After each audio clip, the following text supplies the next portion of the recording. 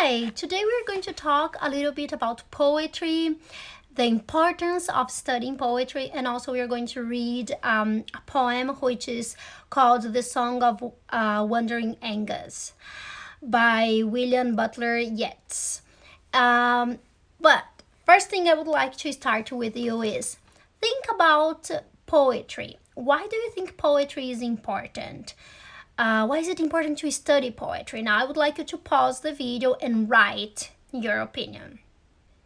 Okay, so after you paused, after you wrote everything that you think the importance of poetry, I would like to brainstorm that a little bit. One of the things that I find is very important about studying poetry is that it has a lot of emotions, so it builds creativity and encourages you to have creative thinking and then write in a more creative way.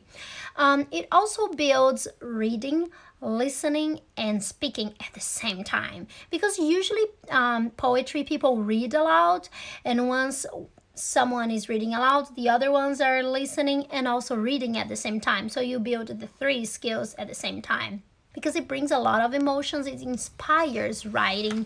It also explores a lot of language and vocabulary, especially because poetry has a lot of figurative language and a lot of different vocabulary.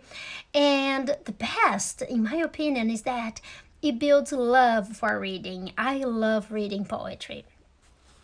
Well, now we're going to read The Song of Wandering Aengus. The author, William Butler Yeats, he wrote this poem in 1899. But the author, he was born in 1864 and he died in a historical, like very important moment in history. He died in 1939. Do you know how important it is this year historically? Think about it. What happened in 1939? Well, what happened is, if you thought about the outbreak of World War II, you were right.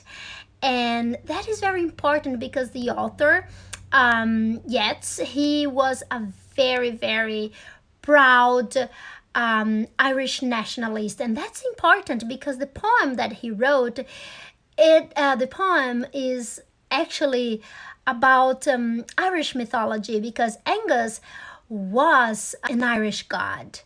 And I would like you to search about who Aengus was because it's very important for this poem, as this poem links a lot with the history of Aengus. Well, remember that poems, they usually are divided into stanzas. So stanzas are kind of like paragraphs. In prose, we say paragraphs.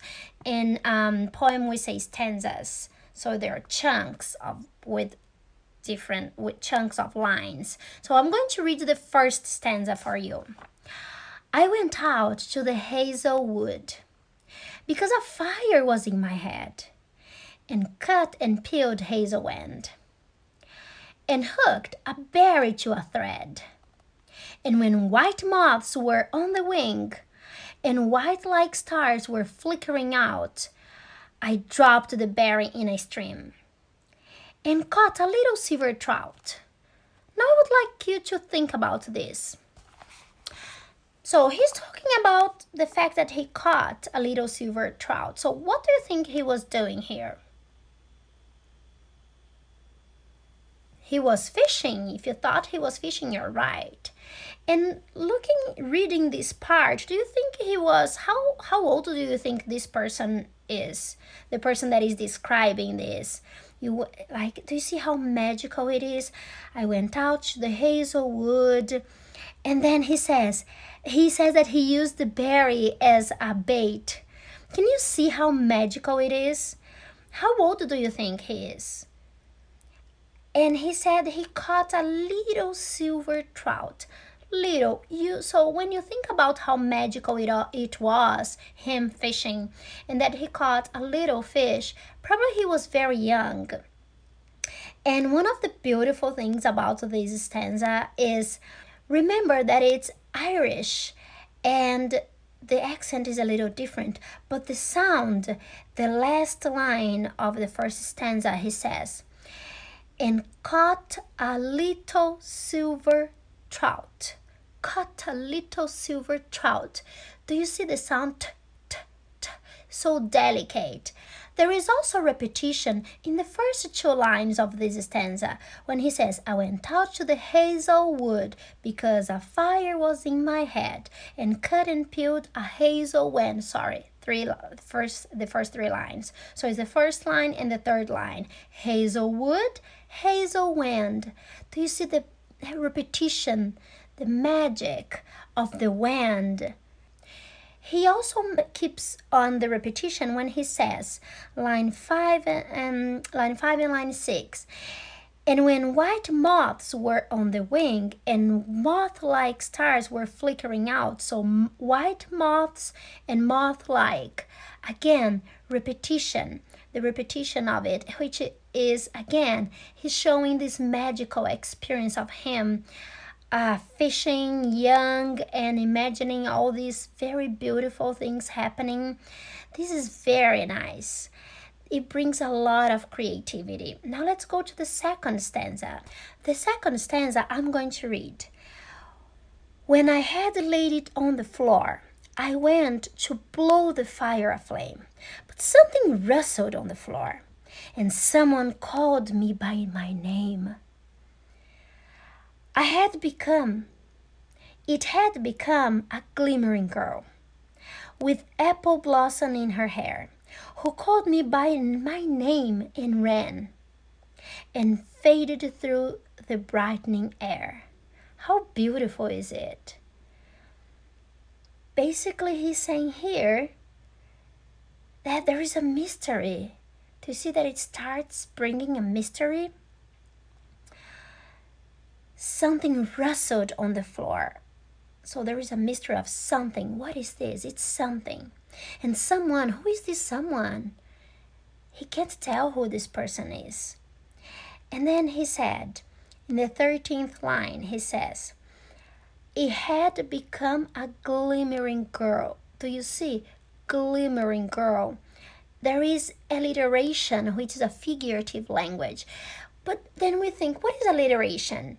Alliteration is when there is the same letter or sound at the beginning of adjacent or closely connected words. And here we have this. We have a glimmering girl, g, g at the beginning. So we have the g sound. Do you see how beautiful this poem is? It's full of creativity. And then it says, with apple blossom in her hair, who called me by my name and ran. So it's a provocative thing.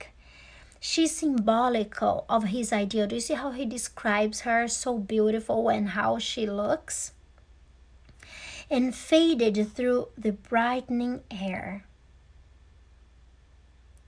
Now I would like to go to the third stanza. Though I am old with wandering through hollow lands in hilly lands, I will find out where she has gone and kiss her lips and take her hands and walk among long dappled grass and pluck till time and times are done the silver apples of the moon, the golden apples of the sun. He makes reference to the apple tree 3 times. And it's so interesting because even though he mentions here, it's a sweet sadness, silver apples of the moon, the golden apples of the sun. It's very sad because at the beginning of this stanza, we can tell that now he is old. He says, though I am old with wandering, it means he has been wandering and looking for her. So he's old now. He's been looking for her for a while. through hollow lands and hilly lands. Can you imagine that? Hollow lands and hilly lands. It's empty, hollow, empty. So it shows that he's struggling here. And he says, even though he's struggling, he says, I will find out where she has gone. And kiss her lips and take her hands and walk among long dappled grass. So it shows here that he will keep looking for her. And it's a little, as I said, it's sweet sadness. The silver apples of the moon, the golden apples of the sun. Because even though he mentions about apples 3 times in this poem, it's a fruitless relationship, because he can't find her. He still couldn't find her. And he has this ideal girl. And the magical thing is that even though he's old, he says, he will keep looking for her. So he's not going to give up. So this poem basically, it emphasizes on not giving up. And it's very interesting because it has a lot to do with the history of the god Aengus. But I'm not going to tell you, because I'm not going to give you any spoiler. I would like you to search the story of the god Aengus and what's the relation between his life, the description of him, and this poem. But this poem has a different ending than actually what happened to god Aengus. What is different? It's similar, but it has a different ending. At last, I would like to propose some thoughts and some discussions, where it says that the speaker's wondering, that represents the desire for the ideal love. And many people, they have this ideal love, an imaginary ideal love. Do you think that this desire, it is common to all human beings? Do you think that all human beings, they have in their mind the ideal love? Do you have it? Think about it. And if you do, what is this person like? Can you, in your head, describe this person? And is this person as magical and as beautiful and as delicate as it is, as the author mentions here in the poem? And can you think of any songs that are popular today that explore the theme of looking for love? Can you think of any?